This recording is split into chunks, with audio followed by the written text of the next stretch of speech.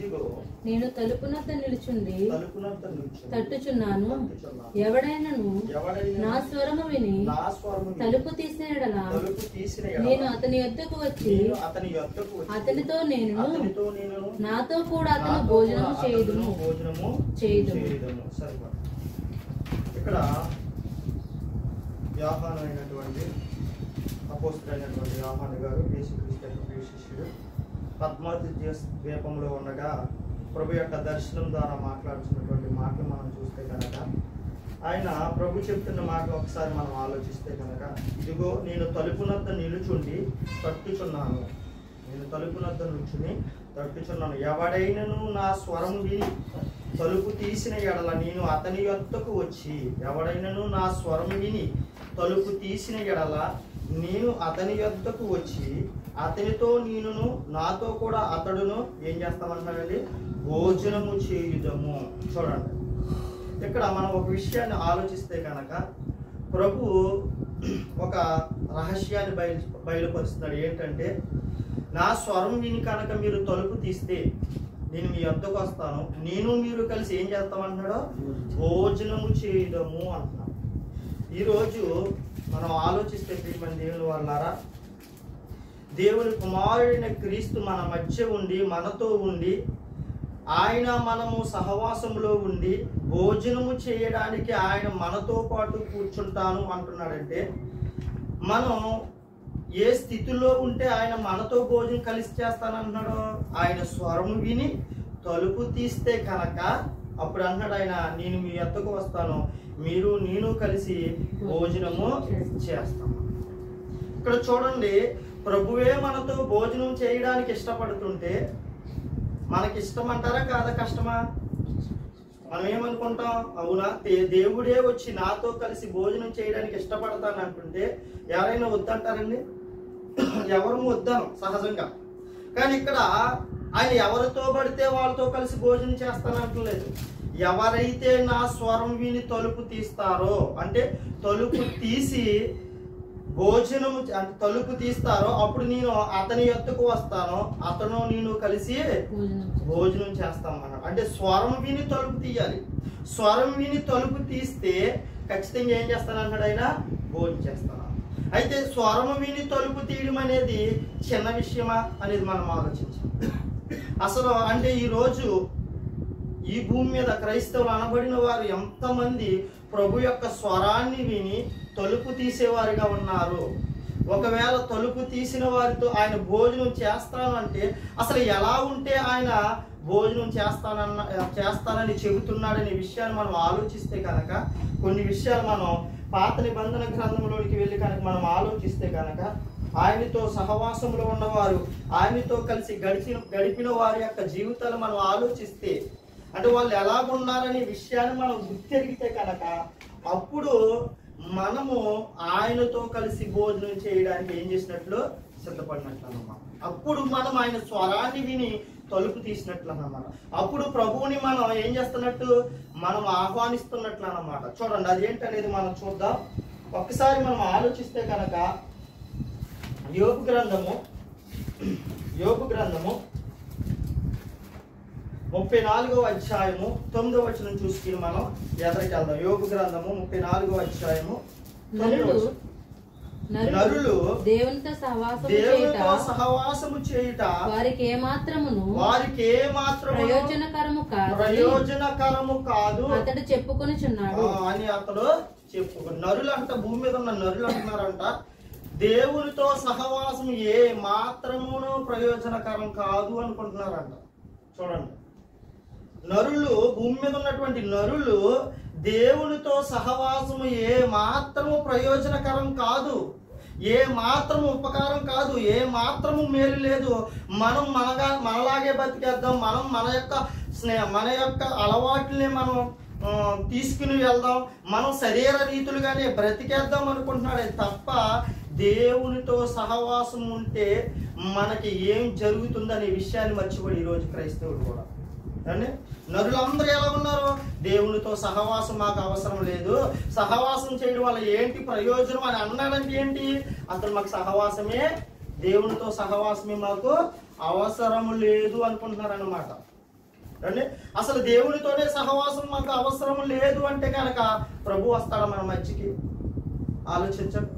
ప్రభు ఆయన స్వరాన్ని విని మనం తలుపు తీయగలుగుతామా? ఆయన బయట ఉండి తడుతున్నా అసలు ఆయన సహవాసమే మనకు అవసరం లేదన్నప్పుడు ఆయన ఎంత తట్టినా కానీ మనం తలుపు తీయగలమా? తీయలేం. అందుకే ఆమోసు గ్రంథంలో అంటున్నారు, ఇద్దరు కూడి సమ్మతించకపోయిన ఎడల వారు ఎలాగూ ఏకీభవింతురు అన్నారు. అంటే ఇద్దరు కూడి ఒక చోట కూడికి సమ్మతిస్తేనే వాళ్ళిద్దరు కూడా ఏమవుతారు? ఒక దానిపై ఏకీభవించగలుగుతారు. అంటే ప్రభు చెప్పిన మాటని కనుక మనం ఆలోచించామనుకోండి, ఇద్దరు కూడి కలిసి భోజనం చేయాలంటే ఏం జరగాలి? ముందు ఇద్దరి మధ్యన ఒక అండర్స్టాండింగ్ అనేది ఉండాలి. అంటే మనం ఏం చేయాలి? దాన్ని అంగీకరించాలి మొదట. అంటే చేయడానికి ఇష్టపడాలి. అలా భోజనం చేయడానికి ఇష్టపడాలన్నా, ఒక విషయం గురించి సమ్మతించాలన్నా ఇద్దరి మధ్యన ఏముండాలి? ఒక రిలేషన్ అనేది ఉండాలి. అటువంటి రిలేషన్ లేకుండా ఒక విషయం గురించి ఇద్దరు కూడి సమ్మతించడం అనేది చాలా కష్టం. కాబట్టి అలా సమ్మతించాలి అంటే కనుక మధ్యలో ఏముండాలి? వారి ఇరువురి మధ్య కూడా ఒక రిలేషన్ అనేది ఏర్పరిచి ఉండాలి. దేవుడు అక్కడ స్వరం విని తలుపు తీయమంటున్నాడు అంటే సహవాసంలోనికి రండి అని పిలుస్తున్నాడు. అలా వస్తే కనుక నేను మీతో కలిసి భోజనం చేస్తానంటున్నాడు. కానీ భూమి మీద ఉన్న నరులందరూ ఎలా ఉన్నారండి? దేవునితో సహవాసం మాకు ఏంటి ప్రయోజనకరము అంటున్నారు. అందుకే ఇద్దరు కలిసి సమ్మతించలేదనుకో, కూడి సమ్మతించలేదనుకోండి, అది ఏమవుతుంది? వారి ఇరువురు కూడా ఏకీభవించే వారిగా ఉండరు. ఒక దాని విషయమా వారి ఇరువురు ఏకీభవించి ఉండలేదు. అంటే ప్రభువే మనతో వచ్చి సహవాసం చేయాలంటే మనం ఎలా మారాలి? ప్రభువుని ఆహ్వానించాలి మనం జీవితాల్లోకి. దేవుని ఆహ్వానించాలి మన జీవితాల్లోకి. అలా ఆహ్వానించిన వారు ఎవరైనా ఉన్నారా? అలా దేవునితో నడిచిన వారు ఎవరైనా ఉన్నారని మనం ఆలోచిస్తే కనుక ఒక్కసారి మనం ఆలోచిస్తే మనకు మొట్టమొదటిలోనే కనబడుతుంది. ఈ సందర్భం మన అందరికీ తెలుసు. హానోకి కదండి. హానోకు దేవునితో నడిచాను. హానోకు ఎవరితో నడిచాడంట? భూమి మీద ఉండగా. హానోకు దేవునితో నడిచాడంట భూమి మీద ఉండగా. చూడండి ఆ మాట ఎక్కడ ఉందో. ఆదికాండం 5:24 హానోకు దేవునితో నడిచిన తర్వాత దేవుడు అతన్ని తీసుకుని పోయాడు. దేవుడు అతన్ని తీసుకుని పోయాడంటే దేవుడు అతన్ని తీసుకుని పోయాడంటే హానోకు భూమి మీద ఉండగా ఎలాంటి జీవితం కలిగి ఉన్నాడు? అంటే ఎలా నడుచుకున్నాడు? దేవునితో నడుచుకున్నాడు. అంటే దేవుని యొక్క సహవాసంలో ఉన్నాడు. భూమి మీద ఉండగా దేవునితో నడుచుకున్నాడు. కాబట్టి దేవునితో నడుచుకున్నాడు కాబట్టి భూమి మీద ఉండగా దేవునితో నడవడం అంటే దేవుడితో నడవడం అంటే ఏంటి? దేవుడు చెప్పినట్లుగా దేవుని ఇష్టాన్ని నెరవేరుస్తూ, దేవుని చిత్తాన్ని నెరవేరుస్తూ, ఆయన ఏది చెబితే అది చేయడానికి, ఆయన పనిని ముందుకు కొనసాగించడానికి, ఆయన చిత్త ప్రకారం ఆయన జీవితాన్ని అప్పగించుకోవడం వల్లే ఆయన భూమి మీద ఉండగా ఎలా ఉన్నాడంట? దేవునితో నడిచాడంట హానోకు భూమి మీద ఉండగా దేవునితో నడిచాడు కాబట్టి దేవుడు వచ్చి ఏం చేసుకున్నాడు? ఆయనతో తీసుకుని పోయిను అని ఉంది. దేవుడు చూడండి ఇక్కడ ఏమన్నాడు? మరలా చదివితే చూడండి 24. హానోకు దేవునితో నడిచెను, తర్వాత దేవుడు అతన్ని. ఒకవేళ హానోకు భూమి మీద ఉండగా దేవునితో నడవలేదనుకోండి, కయ్యిన్లా బ్రతికేయడనుకోండి, దేవుడు అతన్ని తీసుకెళ్ళిపోతాడా? అంటే దేవునితో రిలేషన్ లో ఉండాలంటే, దేవునితో సహవాసంలో ఉండాలంటే, ప్రభు యొక్క సహవాసంలోనికి మనం వెళ్ళాలంటే మొదట మనం ఏం చేయాలంట? దేవునితో నడవాలి. భూమి మీద ఉండగా మనం ఏం చేయాలి? ముందు దేవునితో నడవడం నేర్చుకోవాలి. అలా దేవునితో నడవగలిగినప్పుడే హానోకుని దేవుడు ఏం చేశాడు? తీసుకుని వెళ్ళాడు. మరొక వ్యక్తిని కూడా మనకి ఇక్కడ కనబడుతుంది చూడండి. 6వ అధ్యాయం ఆదికాండం 6వ అధ్యాయం 9వ చూడండి. నావాహు నీతిపరుడును తన తరములలో నిందారహితుడై ఉండెను. నావాహు దేవునితో కూడా నడిచిన వాడు. నావాహు ఎలా ఉన్నాడంట? భూమి మీద దేవునితో కూడా నడిచాడంట భూమి మీద ఉండగా. అందుకే నావాహు గురించి మంచి సర్టిఫికెట్ ఇచ్చాడు దేవుడు. ఏమని? నావాహు నీతిపరుడు యథార్థపరుడు అన్నాడు. కాబట్టి ఆ నావాహు ద్వారా ఈ భూమి మీద ఉన్న సర్వమానవాళిని నాశనం చేసేసిన తర్వాత మరలా అదే నావాహు ద్వారా భూమి మీదకే జనాన్ని తీసుకొచ్చాడు దేవుడు. భూమి మీద ఉన్నటువంటి ఈ భూమి అంతటిని కూడా ఏం చేయమన్నాడు? మీరు ఫలించి అభివృద్ధి చెంది దీన్ని నింపండి అన్నాడు. ఆ నావాహు ద్వారా మరొక తరం మొదలు పెట్టాడు ఆయన. నావాహు దేవునితో నడిచాడు కాబట్టి దేవునికి ఇష్టడుగా ఉన్నాడు. ఆయన దేవునితో నడవలేదనుకోండి, యథార్థవంతుడిగా లేడనుకోండి, నీతిమంతుడిగా లేడనుకోండి, దేవుడు ఇక్కడ సర్టిఫికెట్ ఇవ్వడు. భూమి మీద అనేక మంది, కోట్ల మంది ప్రజలు ఉండగా ఒక్క నోవాహును మాత్రమే ఎందుకు తీసుకున్నాడు ఇక్కడ అంటే, భూమి మీద ఉండగా దేవునితో నోవాహు నడిచాడు అంటే దేవుని యొక్క సహవాసములో ఉన్నాడు. దేవుని యొక్క సహవాసంలో ఉన్నాడు కాబట్టి దేవుడు తన ప్రణాళికను మళ్ళా ఏం చేసుకుంటున్నాడో నోవాహు ద్వారా నెరవేర్చుకుంటున్నాడు. అక్కడ భూమి మీద ఉండగా నోవాహు దేవునితో నడిచాడు. అందుకే దేవుడు ఒక సాక్షిగా నిలబెట్టుకున్నాడు. ఈ భూ ప్రపంచం మీద ఎవ్వరూ కూడా యథార్థవంతుడు లేడు, నీతిమంతుడు లేడు. అందరూ వారి యొక్క హృదయం యొక్క తలంపుల యొక్క ఊహ అంతా కూడా ఎలా ఉన్నారంటే వాళ్ళు చెడిపోయిన వారుగా ఉన్నారు. అటువంటి దినాల్లో అలాంటి దినాల్లో ఒక్క నోవాహు మాత్రమే దేవునితో నడిచిన వారిగా కనబడుతున్నారు. ఎలా దేవునితో నడిచాడని దేవుడు సర్టిఫికెట్ ఇస్తున్నాడు. అక్కడ నోవాహు నీతిమంతుడును యథార్థవంతుడునై ఉన్నాడు, దేవునికి అనుదిన సహవాసంలో ఉన్నాడు. కాబట్టి తనతో పాటు తన కుటుంబాన్ని కూడా సహవాసంలో నడిపించుకున్న వాడిగా కనబడుతున్నాడు. చూడు, అందుకేమన్నట దేవునితో నడిచాడు కాబట్టి హానోకు దేవునితో వెళ్ళిపోయాడు. నోవాహు దేవునితో నడిచాడు కాబట్టి దేవుని యొక్క చిత్తాన్ని నెరవేర్చడానికి ముందుకు కొనసాగాడు. అదే మనం ఎవరితో నడుస్తున్నాం? తొంటరుల సహవాసము చేయవాడు ఏమవుతాడు? చూడండి, సామెతల గ్రంథం అని ఉంటుంది మనకి. సామెతల గ్రంథము తొంటరుల సహవాసం చేయవాడు ఎలా ఉంటాడు? సామెతల గ్రంథము 13వ అధ్యాయం 20వ వచనం.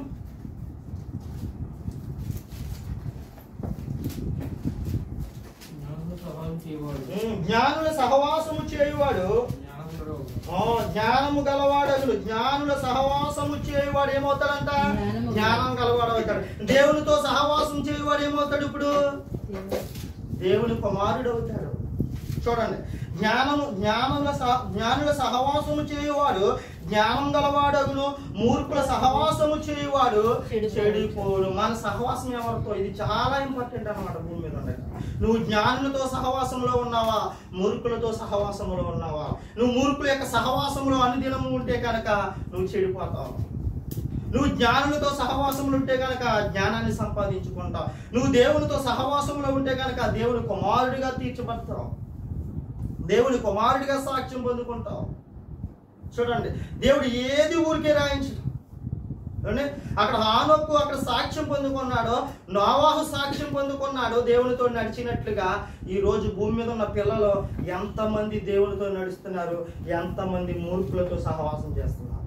ఈరోజు క్రైస్తవ సమాజంలో కూడా క్రైస్తవులుగా పిలువబడుతున్న వారు కూడా ఎలా ఉన్నారో? మూర్ఖుల సహవాసము, లోక మర్యాద చొప్పునే నడుచుకుంటుంది. కానీ క్రైస్తవ్యము దేవుని చిత్తానుసారంగా, దేవుని మనసు ఎరిగిన పిల్లలుగా దేవునితో నడుచుకోవట్లేదు అసలు ఎట్టి పరిస్థితుల్లో. మరి ఇంత తెలిసినప్పటికీ కూడా, సహవాసంలో ఉండాలని ఎరిగినప్పటికీ కూడా ఈరోజు క్రైస్తవ సమాజం అంతా ఎలా ఉందంటే దేవునితో సహవాసంలో లేదు, మూర్ఖుల సహవాసము, లోక సహవాసాన్ని కోరుకుంటుంది. అందుకే అంటున్నాడు మరొక మాట చూడండి, ఇదే సామెతల గ్రంథము 15వ అధ్యాయం 51వ వచనం. 15వ అధ్యాయము చూడండి 31వ వచనం. జీవార్థమైన ఉపదేశమును అంగీకరించు వానికి జ్ఞానుల సహవాసము లభించును. నువ్వు జ్ఞానులతో సహవాసం చేయాలంటే మొదట ఏం చేయాలంట? జీవార్థమైన ఉపదేశమును నువ్వు అంటే దేవుడు వాక్యం ద్వారా నీ తలుపు తడుతున్నాడు. నువ్వు తలుపు తట్టి కనుక నువ్వు తీసావనుకో దేవుని సహవాసానికి వెళ్తావు. నువ్వు జీవార్థమైన ఉపదేశాలు నీకు వినిపించబడుతున్నాయి, నువ్వు దాన్ని అంగీకరించావనుకో జ్ఞానుల సహవాసం నీకు లభిస్తుంది. ఆ యొక్క జీవార్థమైన ఉపదేశాలు నువ్వు అంగీకరించలేదు అంటే కనుక నువ్వు ఎప్పటికీ జ్ఞానుల సహవాసంలోనికి వెళ్ళావు, మూర్ఖ స్వభావంలోనే ఉండిపోతాం మనం. కాబట్టి ఇక్కడ ఏమన్నాడు?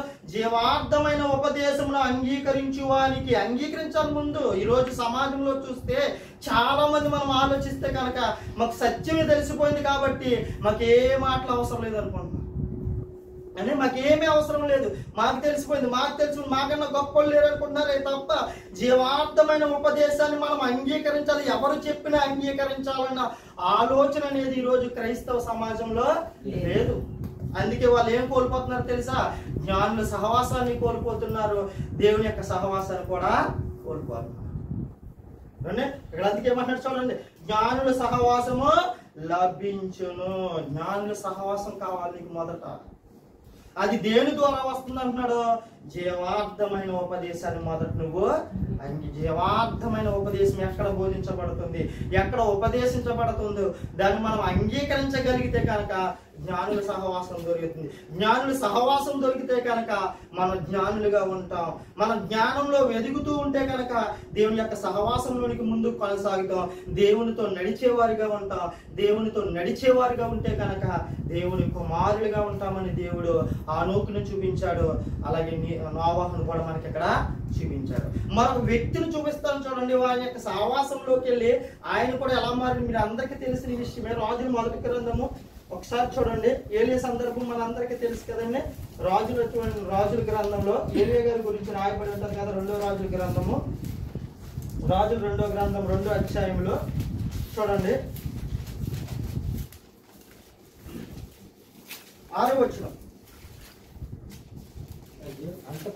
2వ అధ్యాయం, 2వ రాజుల గ్రంథము 2వ అధ్యాయము 6వ వచనం. అంతటా ఏలియా యెహోవా నన్ను యోర్దానునకు పొమ్మని సెలవిచ్చుచున్నాడు కనుక నీవు దయచేసి ఎక్కడనే ఉండమని ఎలీషాతో అనగా అతడు యెహోవా జీవముతోడు నీ జీవముతోడు నేను నిన్ను విడువనని చెప్పాను గనుక వారిద్దరూ ప్రయాణమై సాగి వెళ్ళి. అసలు ఎవరిని విడిచిపెట్టడానికి ఇష్టపడలేదండి ఎలీషా గారు. ఇక్కడ ఏలియా గారిని విడిచిపెట్టడానికి ఒప్పుకోవట్లేదు. నేను అసలు వెళ్ళనంటే వెళ్ళను, ససేమిరా వెళ్ళను, నేను నిన్ను అసలు వదలను అంటున్నాడు. ఇక్కడ ఎందుకు ఏలియాని వదలంటున్నాడు? ఈయన ఆయన జ్ఞానిగా ఉన్నాడు, దేవుని ప్రవక్తగా ఉన్నాడు, ఆయన దగ్గర ఎన్నో జ్ఞాన సంగతులు ఉన్నాయి. ఆయన ఆత్మ సంపాదించుకున్న వాడిగా ఉన్నాడు, ఆత్మ కలిగిన వాడిగా ఉన్నాడు. కాబట్టి నేను ఆయనతోటే ఉండాలి, నేను ఆయన సహవాసంలోనే ఉండాలి. ఆయన సహవాసంలో ఉంటే నేను కూడా దేవుని ప్రవక్తగా తీర్చిదిద్దబడతాను, నేను కూడా ఆత్మ కలిగిన వాడిగా ఉంటానని ఎలీషాకి తెలుసు. కాబట్టి ఆయన ఏం కోరుకుంటున్నాడు? అక్కడ ప్రవక్త యొక్క సహవాసాన్ని కోరుకుంటున్నాడు. ఆయన వెళ్ళిపోతాను, యెహోవా నన్ను పిలుస్తున్నాడు అన్నప్పటికీ కూడా ఏం చూడండి ఒప్పుకోవట్లేదు. అసలు నేను నిన్ను వదలను అంటున్నాడు. చూడండి వదలను అంటున్నాడు. ఆయన ప్రభువు నన్ను పిలుస్తున్నాడు రా బాబా, వదిలేరా బాబా అంటే అస్సలు నేను వదలను అంటున్నాడు. ఇక్కడ ఏలియా గారు కూడా దేవునితో భూమి మీద ఉండగా నడిచాడు. కాబట్టి ఏలియా గారిని కూడా దేవుడు ఏం చేశాడండి? మేఘముల ద్వారా ఏం చేశాడు? కొనుక్కోబడ్డాడు. మేఘముల ద్వారా కూడా ఏం చేయబడ్డాడు? కొనుక్కోబడ్డాడు. అటువంటి ఏలియాని విడిచిపెట్టడానికి ఇష్టపడతలేదు ఇక్కడ ఎలీషా గారు. నాకు నీ సహవాసం కావాలి, నీ ఆత్మ సహవాసం కావాలి అని తెలుసు. మొట్టమొదటి ఏం తెలుసు? ఈయన జ్ఞానవంతుడు, దేవుని ప్రవక్తగా పిలువబడుతున్నాడు, ఆత్మ కలిగిన ఆత్మ పూర్ణుడిగా ఉన్నాడు. నేను ఈయనతో ఉంటే నాకు జ్ఞానం వస్తుంది, నాకు ఈయనతో ఉంటే నాకు ఆత్మ అనుగ్రహింపబడుతుంది ఖచ్చితంగా. నేను కూడా ఈయన తర్వాత ఒక ప్రవక్తగా ఈ భూమి మీద ఉండాలనుకున్నాడు. కాబట్టి ఆయన విడిచిపెట్టడానికి ఇష్టపడట్లేదండి. కానీ ఈ రోజు ఎలాంటి వారి దగ్గర సహవాసం చేయడానికి మనం ఏ మాత్రము అంగీకరించాం, మనం ఇటువంటి సహవాసాన్ని కోరుకోం. మనకి ఏ సహవాసం కావాలి? మూర్ఖుల సహవాసము, తుంటరుల సహవాసము, లోక సంబంధుల సహవాసమే కావాలి. కానీ దేవుని సహవాసం, దేవుని యొక్క సహవాసం ఉన్నటువంటి బిడ్డల సహవాసము, దేవార్థమైన ఉపదేశాన్ని బోధిస్తున్న వారి యొక్క సహవాసము మాకు అవసరం లేదు అనుకుంటున్నాం ఈరోజు. కానీ దేవుడు అంటున్నాడు, ఇదిగో ఆ సహవాసంలోకి వెళ్తే నువ్వు లోకంలోనికి వెళ్ళిపోతావు, లోకంలోనికి కొనుక్కోబడ్డావంటే కనుక నీకు నిత్య నరకం తప్పదు అంటున్నాడు. నువ్వు ఎవరి సహవాసాన్ని కోరుకోవాలంటే దేవుని సహవాసాన్ని కోరుకోవాలంటున్నాడు. దేవుని సహవాసాన్ని నువ్వు కోరుకోవాలంటే జీవార్థమైన ఉపదేశాన్ని నువ్వు అంగీకరించి తీరాలంటున్నాడు ఖచ్చితంగా. అలా అంగీకరించి తీరినప్పుడే నీకు ఏ సహవాసం దొరుకుతుంది అంటున్నాడు? జ్ఞానుల సహవాసం ద్వారా నీకు దేవుని యొక్క సహవాసం నీకు దొరుకుతుంది అంటున్నాడు. కిందకు చదవండి, ఆ సందర్భం చాలా బాగుంటుంది చూడండి. అంతటా ఏలియా తన దుప్పటి తీసుకుని మడత పెట్టి నీటి మీద కొట్టగా అది యువతలకును అవతలకును విడిపోయిన కనుక వారిద్దరూ పొడి నేల మీద దాటిపోయారు. వారు దాటిపోయిన తర్వాత ఏలియా ఎలీషాను చూసి నీ యొద్ద నుండి తీయబడక మునుపు నీ కొరకు నేనేమి చేయకూడదు దాన్ని అడుగుమని చెప్పగా. చూడండి, అసలు విషయానికి వచ్చి నన్ను విడిచిపెట్టట్లేదు, నాలో నుండి ఏదో కోరుకుంటున్నాడు, నా సహవాసం నుండి నేనేదో కావాలనుకుంటున్నాడని ఎలీషా శిష్యుని ఏమన్నాడు? నీకేం కావాలో చెప్పు, నన్ను దేవుడు పిలుస్తున్నాను, నేను వెళ్ళిపోవాలంటున్నాడు ఇక్కడ ఏలియా. అలాంటి సందర్భంలో ఏమంటున్నాడు చూడండి, ఎలీషా నీకు కలిగిన ఆత్మలో 2 పాలు నా మీదకి వచ్చినట్లు దయచేయమని, నీకు కలిగినటువంటి ఆత్మలో 2 పాలు ఆత్మ నాకు వచ్చినట్లుగా నువ్వు దయచేయి. అడిగేసాడు. తనకు కావాల్సిన దాన్ని అడిగేశాడు. తను ఏ సహవాసాన్ని అయితే కోరుకున్నాడో, దేన్నైతే పొందుకోవాలని ఆశపడ్డాడో, సహవాసం ద్వారా, ఎలియా యొక్క సహవాసం ద్వారా, దేవుని సహవాసం ద్వారా ఆత్మని పొందుకోవడానికి ఏం కోరుకున్నాడో, ఆయన కావలసిన దాన్ని కోరుకున్నాడు. ఆత్మ సహవాసాన్ని కోరుకున్నాడు. ఆత్మ సహాయం కావాలనుకున్నాడు ఆయన. ఆత్మ సహాయం దేనికి? ఆ ఆత్మ నాతో ఉంటే నేను దేవునితో ఖచ్చితంగా నడవగలుగుతాననే ఆలోచన ఆయనకు ఉంది. కాబట్టి ఆ ఆత్మ సహాయం కావాలని ఏలియా నేనేం కోరుకున్నాడో, నాకు ఆత్మ సహాయం దయచే, 2 పాల ఆత్మ సహాయం నాకు దయచే, నీలో ఉన్నటువంటి ఆత్మ సహాయాన్ని దయచేయమని ఇక్కడ ఎలీషా గారు అడగడం అనేది ఇక్కడ మనము చూస్తున్నాం. కిందకంతా చదువుకుంటే మనకి చాలా వివరంగా కనబడుతుంది. చూడండి, అప్పుడు ఏలియా 11 వచ్చిన అప్పుడు ఏలియా వారు ఇంకను వెలుచు మాట్లాడుచుండగా ఇదిగో అగ్ని రథమును అగ్ని గుర్రములను కనబడి వీరెత్తరిని వేరు చేసాను. అగ్ని రథములను అగ్ని గుర్రములు ఏం చేసినాయి అంటండి? వీరెత్తరిని వేరు చేసిన. అప్పుడు ఏలియా సుడిగాలి చేత ఆకాశమునకు ఆరోహణమాయెను. ఎలీషా అది చూసి, నా తండ్రి నా తండ్రి, ఇశ్రాయేలుకు రథమును రౌతులను నీవే అని కేకలు వేసి, అంతలో ఏలియా అతనికి మరలా కనబడకపోయెను. అస్సలు మరలా కనబడలేనండి. కానీ ఆయన దగ్గర నుండి వెళ్ళిపోతుంటే ఆయన ఎంతగా ఏడుస్తున్నాడో చూసాడండి. నా తండ్రి నా తండ్రి అని పిలుస్తున్నాడు. ఈరోజు సహవాసంలో ఉన్నవారు ఎవరైనా కనుక దూరం అవుతుంటే మనకి కన్నీటి ప్రార్థనే ఉండదు. మనకి అసలు ఆసక్తి కలిగి ప్రార్థించే అసలు ఆలోచనే మనకు ఉండదు. చూడండి, కానీ ఈయన ఏం చేస్తున్నాడు? నా తండ్రి నా తండ్రి, ఇశ్రాయేలు ప్రజలకి రథములను రౌతులను నీవే, ముందుండి నడిపించేవాడు నువ్వే, అలాంటి నీవు విడిచిపెట్టి వెళ్ళిపోతున్నావని అక్కడ కేకలు వేస్తూ మాట్లాడుతున్నట్లుగా కనబడుతుంది. ఇలా మాట్లాడడానికి కారణం ఏంటంటే ఆయన ఎవరి సహవాసంలో ఉన్నాడో, దైవజనుని యొక్క సహవాసంలో ఉన్నాడో, ఏలియా యొక్క సహవాసంలో ఉన్నాడో, దేవుని యొక్క సహవాసంలో ఉన్నాడు కాబట్టి, జ్ఞానుల యొక్క సహవాసంలో ఉన్నాడు కాబట్టి, వాస్తవాన్ని గుర్తెరిగాడు కాబట్టి, వాస్తవాన్ని గురించి ఆలోచిస్తూ నువ్వు మా మధ్య నుండి వెళ్ళిపోవడానికి ఏమాత్రం ఇష్టం లేదని, నీ సహవాసం మాకు అవసరం అని కోరుకుంటున్నాడు అక్కడ. కానీ ఈరోజు సమాజం ఎలా ఉంది? ఎవరి సహవాసాన్ని కోరుకుంటుందంటే మూర్ఖుల సహవాసాన్ని, తొంటరుల సహవాసాన్ని, అపహాస్యం చేసేవాడి సహవాసాన్ని, అంటే ఇతరులని ఏళన చేసేవాడి సహవాసాన్ని, ఎలా పడితే అలా మాట్లాడేవాడి సహవాసాన్ని కోరుకుంటుంది వాస్తవానికి. కానీ నిజమైనటువంటి దైవ సేవకుల సహవాసాన్ని కోరుకోదు, దేవుని సహవాసాన్ని కూడా కోరుకోవట్లేదు. అంటే సామెతల గ్రంథం 28వ అధ్యాయము, సామెతల గ్రంథం 28వ అధ్యాయం 7వ వచనం చూద్దాం. ఉపదేశమును అంగీకరించు కుమారుడు బుద్ధి గలవాడు. మొదట ఏం చేయాలన్నాడో? జీవార్థమైన ఉపదేశాన్ని అంగీకరించమన్నాడు. అదే మాట మాట్లాడుతుంది ఇక్కడ కూడా. ఉపదేశమును అంగీకరించు కుమారుడు బుద్ధి గలవాడు అవుతాడు. కింద చదవండి ఏముంది? తొంటరుల సహవాసము చేయువాడు తన తండ్రికి అపకీర్తి తెచ్చును. తొంటరుల సహవాసం తన తండ్రికి ఏం చేస్తున్నాడంట? అపకీర్తి తెస్తున్నాడంట. మరి మనము కూడా మన తండ్రికి అపకీర్తి తెచ్చేవారిగా ఉంటున్నామంటే ఎవరి సహవాసంలో ఉన్నాం? ఆనాడు ఉన్నటువంటి నోవాహు జలప్రలయానికి ముందున్నటువంటి ప్రజలు ఎవరి సహవాసంలో ఉన్నారో? తొంటరిల సహవాసంలో ఉన్నారు. తండ్రికి అపకీర్తి తెచ్చేవారుగా ఉన్నారు. అందుకే వారి హృదయం యొక్క తలంపు, ఊహ అంతయు కూడా ఎలా ఉంది? చెడిపోయినదిగా ఉంది. కాబట్టి తండ్రికి అపకీర్తి తెచ్చేవారుగా ఉన్నారు. కాబట్టి వాళ్ళు ఏమైపోయారండి? శిక్షను భరించారు. చూడండి, మనము కూడా అలా ఉండకూడదంటే కనుక మనం ఎవరి సహవాసంలో ఉండాలంటే దేవుని యొక్క సహవాసంలో ఉండాలి. అన్ని దేవుని సేవకుల యొక్క సహవాసంలో ఉండాలి, పరిచర్య యొక్క సహవాసంలో ఉండాలి. అంత మాత్రమే కాదు, ఆనోకును నోవాహును ఎలా అయితే దేవునితో నడిచారో, ప్రతి దినము కూడా దేవుని యొక్క ఆలోచనలతో బ్రతికారో, మనము కూడా అలాంటి ఆలోచన కలిగి దేవుని యొక్క సహవాసంలో ఉండాలని ప్రభువు చెప్పగానే చెబుతున్నాడు. చూడండి, ఒక్కసారి చూడండి, ప్రకటన గ్రంథం ఎంత చదువుకున్న 3వ అధ్యాయం 20వ వచనం. నా స్వరం విని ఎవడైతే తలుపు తడతాడో నేను అతను కూడా కలిసి ఏం చేస్తామన్నాడో? భోజనం చేస్తాం. ఒక ఎగ్జాంపుల్ చెప్తున్నా, చాలా జాగ్రత్తగా ఆలోచిద్దాం. ఇప్పుడు ఎవరైనా భోజనం చేస్తున్నారు అనుకోండి అండి, ఎవరైనా భోజనం చేస్తుంటే కనుక మన గుమ్మం ముందుకు వెళ్ళి ఎవరైనా మనల్ని పిలుస్తున్నారనుకోండి, మనం ఏమంటాం? భోజనం చేస్తున్నాము బయట కూర్చోండి, వెయిట్ చేయండి అంటామా లేదా? లేకపోతే మనకన్నా ముందు మన పిల్లలు లేకపోతే మన ఇంట్లో ఉన్నటువంటి స్త్రీలు వెళ్ళి ఏమంటారో, ఆయన భోజనం చేస్తున్నారండి కాసేపు ఆగండి కూర్చోండి అని కూర్చేస్తాం, లోపలికి ఆహ్వానించాం. అదే మనకి బాగా కావలసిన వారు, బాగా రిలేషన్ లో ఉన్నవారు వచ్చారనుకో ఏమంటాం?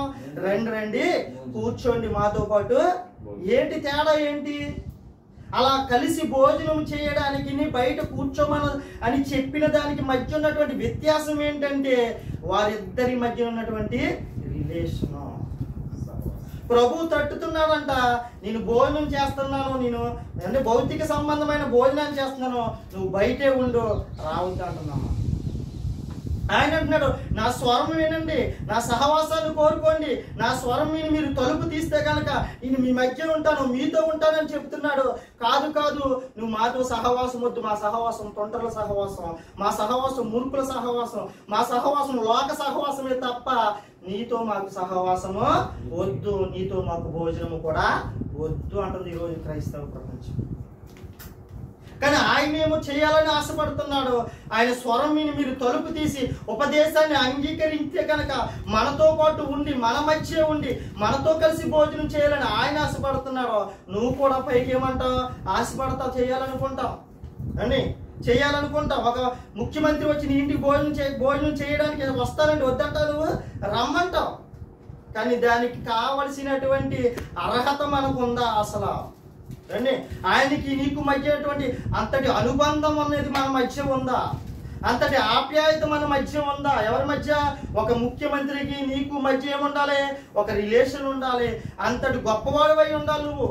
ఆ ముఖ్యమంత్రి నీ గురించి చెప్పుకునేంత గొప్పవాడు అయి ఉంటేనే నీటికి వచ్చి భోజనం చేస్తాడు. అవునా కదండి? ఒక ఎమ్మెల్యే, కనీసం ఒక ఎమ్మెల్యే వచ్చి నీతో భోజనం చేయాలంటే నీ గురించి ఎమ్మెల్యే సాక్ష్యం ఇచ్చేంత వాడిగా నువ్వు ఉంటేనే ఆయన నీ దగ్గరకు వచ్చి భోజనం చేస్తాడు, నీ గృహంలోనికి వచ్చి. కానీ ప్రభువు నీతో కలిసి భోజనం చేయాలంటే ఆనోకును గురించి ఎలా అయితే సాక్ష్యం ఇచ్చాడో, నాతో నడిచాడు, నోవాహు భూమి మీద నాతో నడిచాడని ఎలా అయితే సాక్ష్యం ఇచ్చాడో అటువంటి సాక్ష్యం పొందుకోవాలి అంటే కనుక మనం నడవగలిగితేనే ఆయన మన మధ్యకి వచ్చి మనతో భోజనం చేస్తానంటున్నాడు. మనతో కలిసి భోజనం చేయడానికి అప్పుడు ఇష్టపడతాను అన్నాడు. అసలు ఏమీ లేకుండా, అసలు మన బ్రతికే మార్చుకోకుండా ప్రభువా వస్తావారా దా భోజనం చేద్దామంటే ఆయన చేయడానికి ఇష్టపడతాడా? ఆయన ఏ మాత్రమో ఇష్టపడతావు. మరి అలా ఇష్టపడాలంటే మనం ఎలా ఉండాలంటున్నాడు? యోహాను రాసిన మొదటి పత్రిక 1వ అధ్యాయం ముగించేస్తాను. యోహాను రాసినటువంటి మొదటి పత్రిక 1వ అధ్యాయం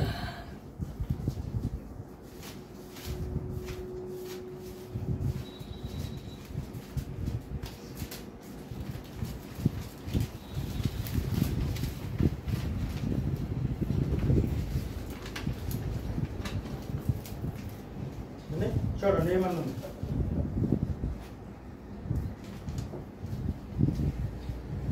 యోహాను గారు రాసినటువంటి మొదటి పత్రిక 1వ అధ్యాయము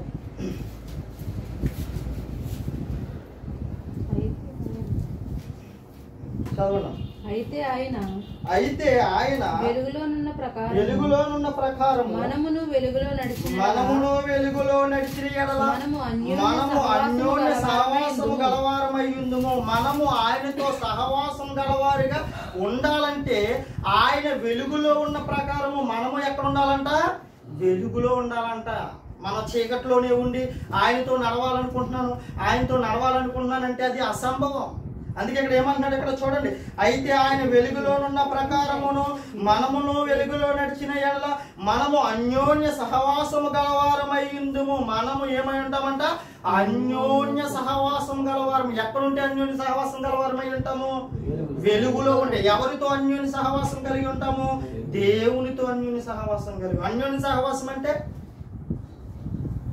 అన్యోన్య సహవాసం అంటే అన్ని విషయాల్లో ప్రతి క్షణము కూడా దేవునితో నడవడం, ఆయన చేయి విడిచి పెట్టకుండా ఉండడం. ఎగ్జాంపుల్ చెప్తున్నాను, నవ దంపతులు ఎలా అయితే ఒకరిని విడిచిపెట్టి ఒకరు ఎలా అయితే ఉండలేరో కొత్తగా పెళ్ళైన వారు, అదే విధంగా దేవుని విడిచిపెట్టి ఉండడానికి నువ్వు ఇష్టపడకుండా ఉండడం, ఆయనతోటే ఉండాలనుకుంటాం, ఆయనతోటే సహవాసం కలిగి ఉండడం, ఎల్లప్పుడూ దేవుని యొక్క హృదయాలోచనతో కలిగి ఉండడం, దేవుని యొక్క అన్యోన్య సహవాసంలో ఉండగలుగుతావు. ఎప్పుడు ఉండగలుగుతావు?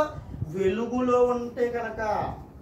ఆయన వెలుగులో ఉన్న ప్రకారము మనమును వెలుగులో ఉంటే కనుక ఎలా ఉంటామంట మనము అన్యోన్య సహవాసం గలవారు. అప్పుడు ఆయన వచ్చి మన మధ్యకి వచ్చి ఏం చేస్తాడంట, అప్పుడు ఆయన భోజనం చేస్తాడు. అసలు అన్యోన్య సహవాసమే లేదు. అన్యోన్య సహవాసానికి ముందు మనం అసలు వెలుగులోనే నడవట్లేదు. అలా నడవలేనప్పుడు మనం చీకట్లోనే ఉంటూ ఆయనతో నడుస్తున్నాడని చెప్పుకుంటూ ఆయన మనతో భోజనం చేయాలంటే చేస్తాడు? అసలు చేయడు. అసలు నువ్వెవరో నాకు తెలియదు పొమ్మంటాడు. అంటే అసలు నువ్వెవరో కూడా నాకు తెలియదు అంటాడు ఆయన.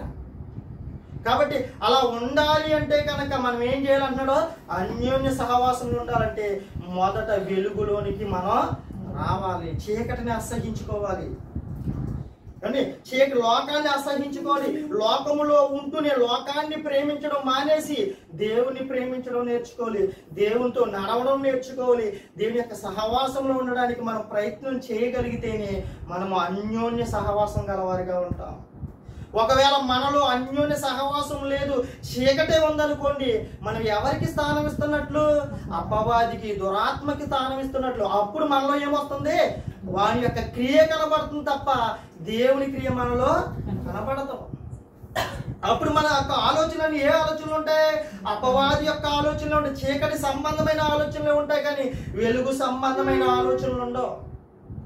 అలా ఉండకుండా దేవుని సంబంధమైన ఆలోచన మనలో ఉండాలి అంటే కనుక మనం ప్రతి దినము అన్యోన్య సహవాసం గలవారిగా ఉంటే కనుక మనకి మరలా ఒకటి మనకి ఏంటి బెనిఫిట్ అనేది మనం చూద్దాం. చూడండి, కింద ఏమన్నాడు చూడండి.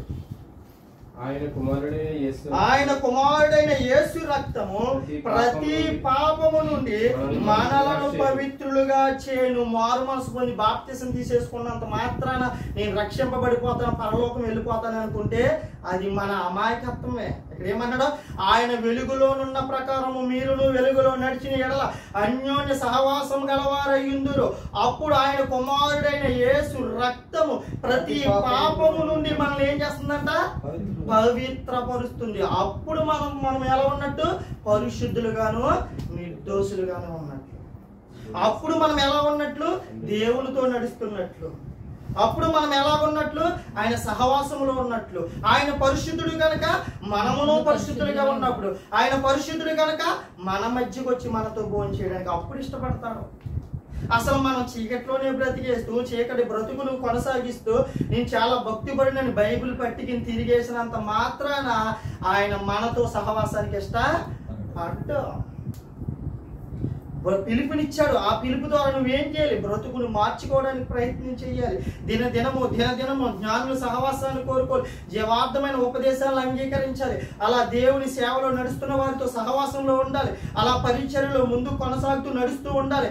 అలా నువ్వు దినదినము కొన్ని విషయాలు నేర్చుకుంటూ ఆయన వెలుగులోనున్న ప్రకారము నువ్వు వెలుగులో నడుస్తూ చీకటికి దూరంగా పోతూ అప్పుడు ఆయనతో అన్యోన్య సహవాసంలో ఉంటే అప్పుడు నీ ప్రతి పాపం ఏమవుతుందంటే ఆయన కుమారుడైన క్రీస్తు రక్తం ద్వారా మన ప్రతి పాపము తీసివేయబడుతుంది. మనం అప్పుడు పరిశుద్ధులుగా తీర్పు పొందుతామంట. అప్పుడు అటువంటి అంటే మనం ఏ స్థితిలో ఆగిపోయామనేది మనం ఒకసారి పరీక్షించుకోవాలి. నేను అన్యోన్య సహవాసంలో ఉండాలంటే నేను వెలుగులో నడుస్తున్నానా, చీకటిలో నడుస్తున్నానా? నేను ఎవరి సహవాసంలో ఉన్నానో?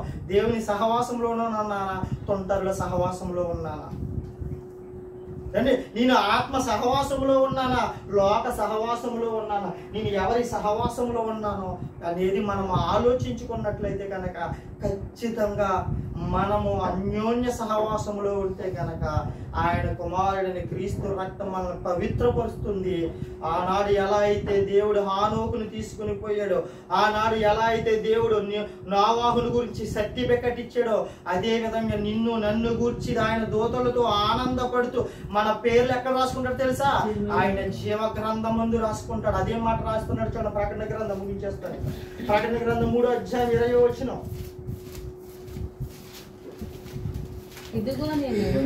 ఇదిగో నేను తలుపునొద్ద నిలుచుండి తట్టుచున్నాను. ఎవడైనను నా స్వరం విని తలుపు తీసిన ఎడల నేను అతని వద్దకు వచ్చి అతనితో నేనును నాతో కూడా అతనును భోజనము చేయుదును. నేను జయించి నా తండ్రితో కూడా ఆయన సింహాసమునందు కూర్చుండి ఉన్న ప్రకారము జయించు వారిని నాతో కూడా నా సింహాసనం నందు కూర్చుండనిచ్చేదను. చూసారని ఎంత గొప్ప ధన్యత ఇస్తానన్నారు.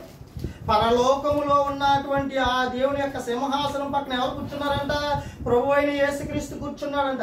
ఎవరైతే జయిస్తాడో లోకాన్ని, ఎవరైతే పాపాన్ని జయిస్తాడో, ఎవరైతే ఆయనతో కలిసి భోజనం చేస్తాడో వాడిని ఎక్కడ తీసుకొచ్చి కూర్చోబెడతాను అంటున్నాడా? దేవుని సన్నిధిలో దేవుని సింహాసనం ప్రక్కన కూర్చోబెడతాను అన్నాడు. అటువంటి సింహాసనాన్ని మధ్య మిమ్మల్ని కూర్చోబెడతాను. ఇటువంటి సింహాసనం మాకొద్దు, లోకమే ముద్దని ఈరోజు క్రైస్తవం ఎటు తిరిగిపోయిందండి. లోక మర్యాదను కొనసాగిస్తూ ప్రభువుకి పేరుకు మాత్రమే ప్రభు నమ్ముకున్నాం, కానీ మాకు సహవాసం మాత్రం, దేవుని సహవాసం మాకు వద్దు అని చెప్పకనే చెప్పేస్తున్న వారి క్రియల ద్వారా. అలా కనుక మనం ఉంటే కనుక ఆనాడు ఎలా అయితే నోవాహు జలప్రలయంలో ఆయన కుమారులు ఎలా అయితే ఆయన పిల్లలు జలప్రలయంలో కొట్టుకుని పోయారో, ఈ రోజు కూడా మరణం మన చుట్టూ ఉంది. ఎప్పుడు వస్తుందో ఎప్పుడు పోతామో మనకే తెలియదు. కాబట్టి ఇక్కడి నుంచి అయినా సరే మనం ఎవరి సహవాసాన్ని ఎక్కువ కోరుకోవాలి? జ్ఞానుల సహవాసాన్ని కోరుకోవాలి. జీవార్థమైన ఉపదేశాన్ని అంగీకరించాలి. ప్రతి దినము దేవుని యొక్క సహవాసంలో ఉండాలి. సేవకుల యొక్క సహవాసంలో ఉండాలి. పరిచర్యలో సహవాసంలో ఉండాలి. ఆయన పనిలో ఎల్లప్పుడూ కూడా హృదయం యొక్క ఆలోచనలన్నీ కూడా ఎలా ఉండాలి? దావీదు కీర్తనలో రాసినట్లుగా దివారాత్రములు ఆయన ధర్మశాస్త్రాన్ని ఏం చేయాలంట? జ్ఞానించడం అంటే ఆలోచించాలి. జ్ఞానించేవాడిగా ఉంటే కనుక మనం ఎవరి సహవాసంలో ఉన్నట్టు? ఆయన సహవాసంలో ఉన్నట్టు, అన్యోన్య సహవాసంలో ఉన్నట్టు. అప్పుడు ఆయనతో మనం కలిసి భోజనం చేయొచ్చు.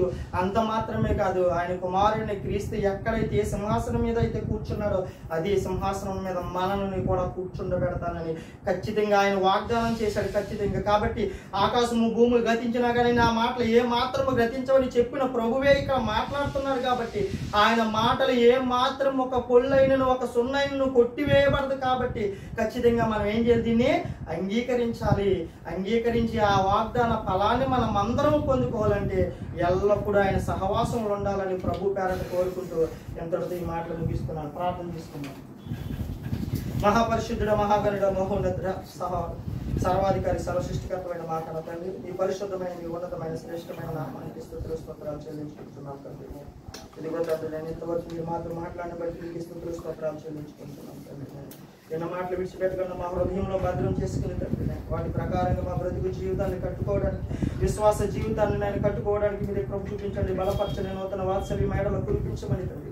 ఆత్మచేతనైన మా బ్రతుకు మా యొక్క జీవితాలను నడిపించుకోవడానికి మీరే తగిన సహాయాన్ని దయచేయమని వేడుకుంటున్నాం. ఇదిగో తండ్రి, పరిచర్ని జ్ఞాపకం చేసుకోండి తండ్రి. నేను పరిచర్యను తండ్రి నైనా నీ నామ మహిమార్థమై ఫలించి అభివృద్ధి చెందడానికి ప్రభు చూపించండి తండ్రి నైనా.